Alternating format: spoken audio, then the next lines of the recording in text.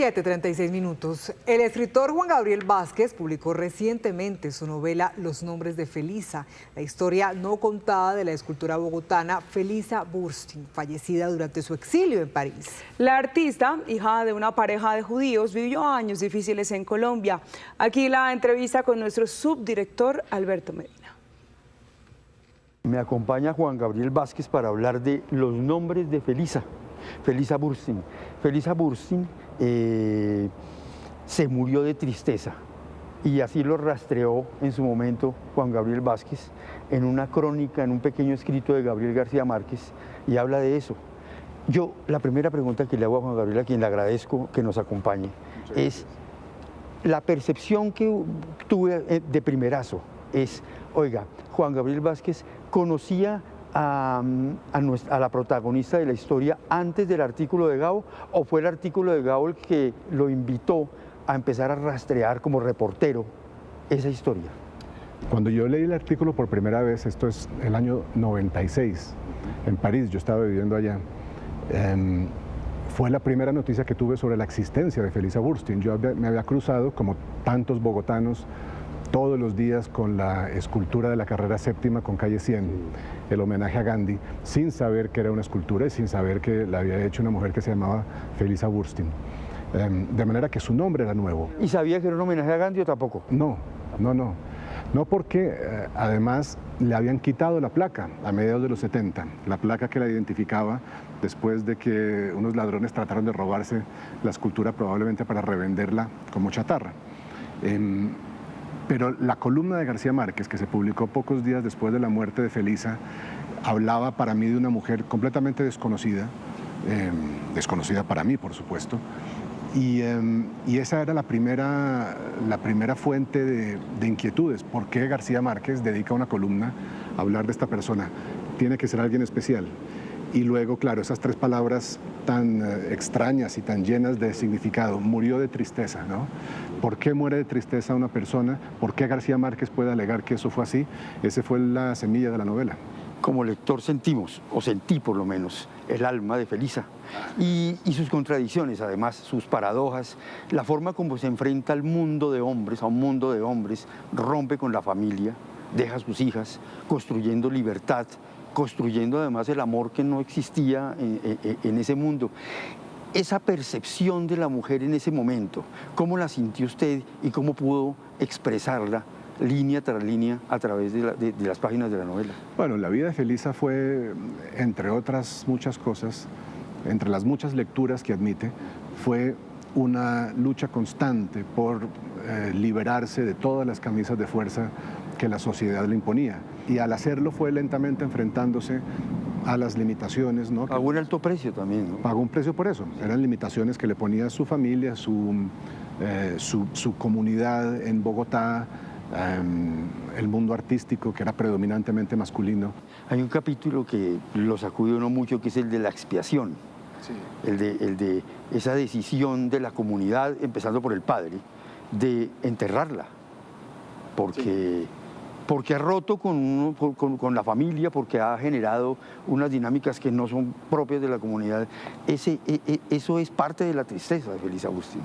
Yo creo que eso fue uno de los ingredientes que marcaron su vida desde el principio. La novela trata de reconstruirlo y de reconstruir los demás ingredientes de ese fenómeno que García Márquez llamó tristeza, para saber si eso es verdad, para saber cuál es el acumulado. El exilio, por ejemplo. Yo creo que el exilio fue de lo más importante. El exilio fue lo que realmente destrozó la fuerza, la resistencia de Felisa Burstyn, la que había tenido durante toda su vida. Fue unos meses, los meses del exilio, tremendamente duros y tremendamente tristes. Y el hecho de que estuviera en compañía de Pablo Leiva, el hombre que me reveló lo que había ocurrido durante esos días, pues para mí fue un regalo, ¿no? Poder explorar esos momentos que nadie más conoce, como tal vez los conoció él. Creo que es el centro de lo que traté de contar. Claro, es la historia nuestra, además es parte de nuestra historia y de una época donde la derecha radical estaba en el poder, ¿no?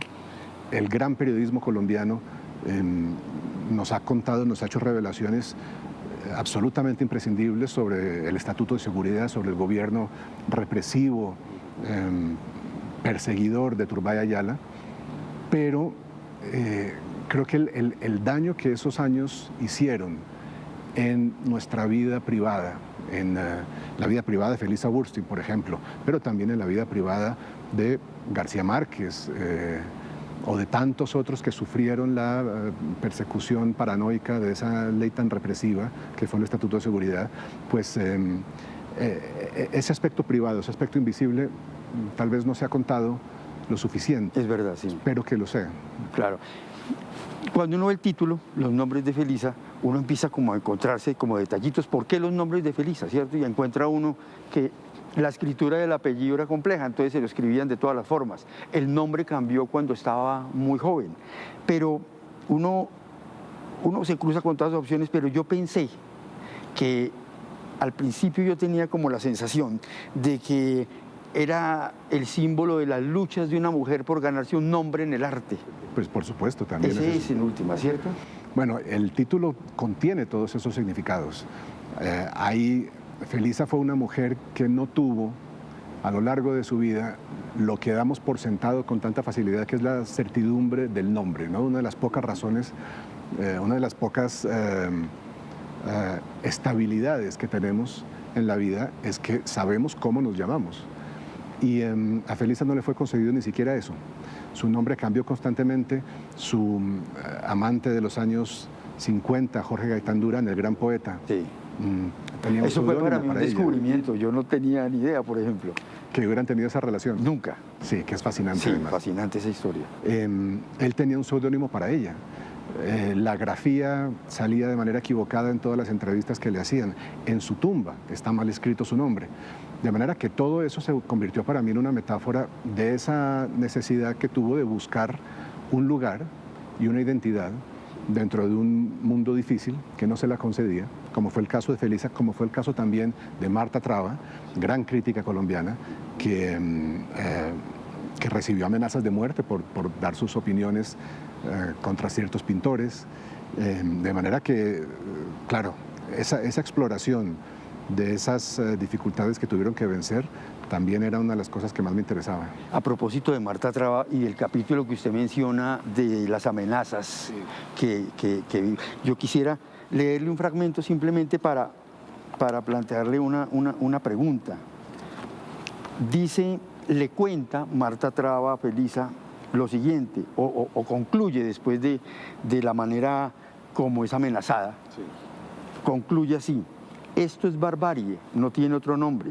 Aquí no hay ideas, no hay debate, hay violencia, violencia pura, violencia en todas partes, y ganaron los violentos. Nadie me ha hecho nada, Felisa, nadie me ha marcado la cara todavía, pero ya consiguieron que me callara, ya ganaron los violentos.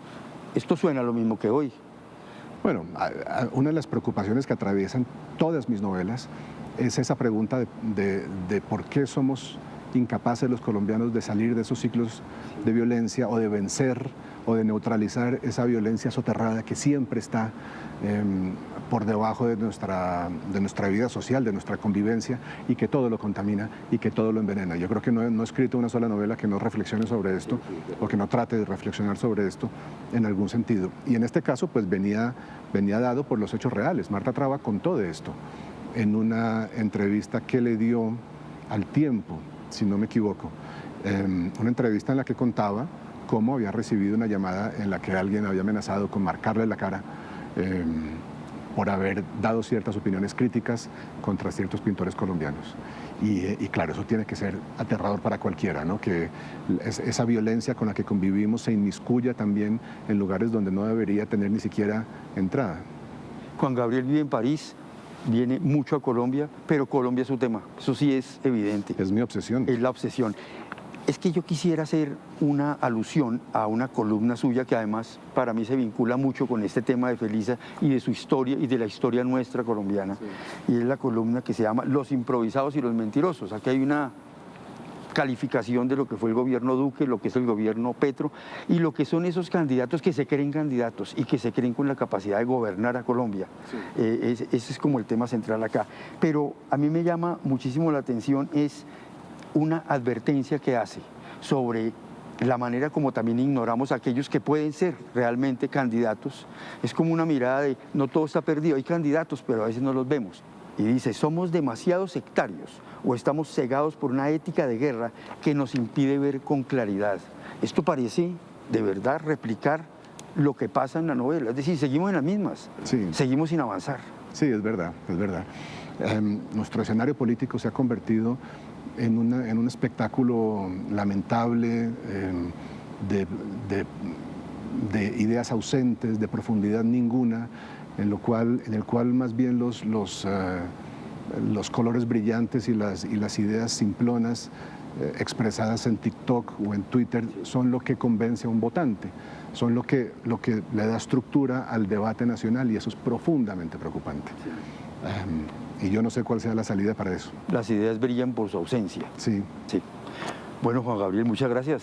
un placer. Y es una maravilla acercarnos a esta historia, de verdad, invitados todos a leerla. Muchas gracias.